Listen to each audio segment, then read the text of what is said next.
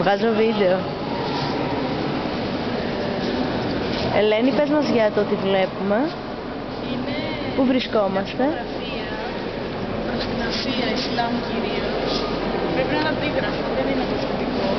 Λες, Αλλά όπως βλέπουμε έχει επηρεαστεί από τη μεσογειακή αρχιτεκτονική, Ναι. γιατί παρόμοια στοιχεία μπορούμε να ανακαλύψουμε και στην αρχαία κουλτούρα, αλλά είδαμε και στο section της ρωμαϊκής αυτοκρατορίας ότι όλα έχουν κοινά στοιχεία.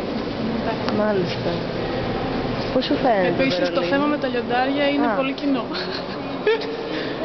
Ναι, έχουμε παρατηρήσει ότι τα λιοντάρια δεσπόζανε τότε. Δεν ξέρω. Πρέπει να Ας δούμε κάνουμε σύμβολο της ένα δύναμης. zoom στο λιοντάρι. Θα ήθελα, ναι. Γιατί είναι και Μαλάκα, είναι θεϊκό το λιοντάρι, έτσι.